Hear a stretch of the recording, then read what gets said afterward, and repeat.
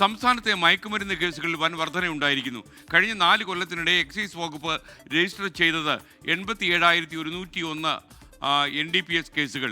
ശിക്ഷാനിരക്ക് ദേശീയ ശരാശരിയേക്കാൾ ഏറെ മുന്നിലാണെങ്കിലും കേരളത്തിലെ ലഹരി വ്യാപനം കുറയ്ക്കാൻ കഴിയുന്നില്ല. 24 പ്രൈം ടൈം ബ്രേക്കിംഗ്. ഇന്ത്യയുടെ മയക്കുമരുന്ന് ഭൂപടത്തിൽ അടുത്ത കാലം വരെ ഇല്ലാതിരുന്ന കേരളം മയക്കുമരുന്ന് വ്യാപകമായ പഞ്ചാബിനേക്കാൾ മോശമായ പ്രതിസന്ധിയിലാണ് നിലവിലുള്ളതെന്നാണ് കണക്കുകൾ സൂചിപ്പിക്കുന്നത്.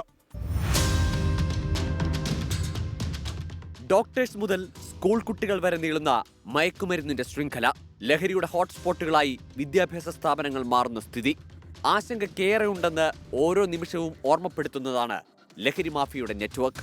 കഴിഞ്ഞ 4 വർഷത്തിനിടെ സംസ്ഥാനത്ത് മയക്കുമരുന്നുമായി ബന്ധപ്പെട്ട 87,101 കേസുകൾ രജിസ്റ്റർ ചെയ്യപ്പെട്ടു.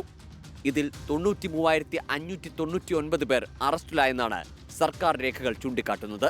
അതായത് 2017-2021 കാലയളവിൽ ഉള്ളതിനേക്കാൾ 3 ഇരട്ടി കേസുകൾ. 2025 ആദ്യ മാസത്തിൽ കേരളത്തിൽ ഏകദേശം 2000 NDPS കേസുകൾ റിപ്പോർട്ട് ചെയ്തു. 2023 ഇത് 30,697 ആയിരുന്നു. കേരളത്തിൽ പിടികൂടിയ കള്ളക്കടത്തുകളിൽ cocaine, hashish, brown sugar, heroin എന്നിവയ്ക്കൊപ്പം MDMAയും ഒന്നാം സ്ഥാനത്താണ്.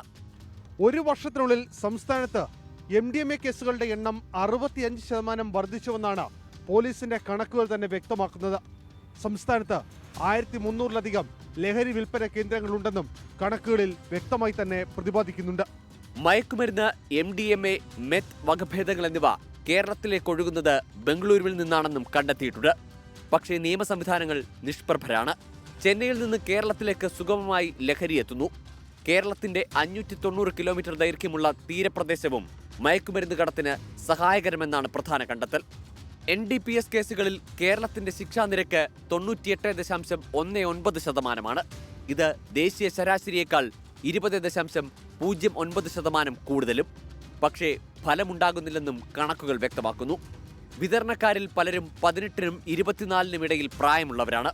പോലീസിന്റെ പരിശോധന ഒഴിവാക്കാൻ അവർ പലപ്പോഴും ദമ്പതികളായി വേഷമിടുന്നുണ്ടെന്നും റിപ്പോർട്ടിൽ സൂചിപ്പിക്കുന്നു. പെൺകുട്ടികളും ലഹരി ഇടപാടിന്റെ കാരിയർമാരാകുന്നത് അന്വേഷണത്തിലടക്കം വെല്ലുവിളിയാകുന്നു.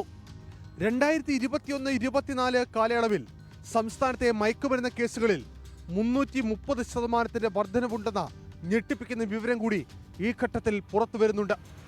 കൊല്ലത്തുനിന്ന് ക്യാമറാമാൻ അരുണസാറിനൊപ്പം അരുൺ രാജ്, 24.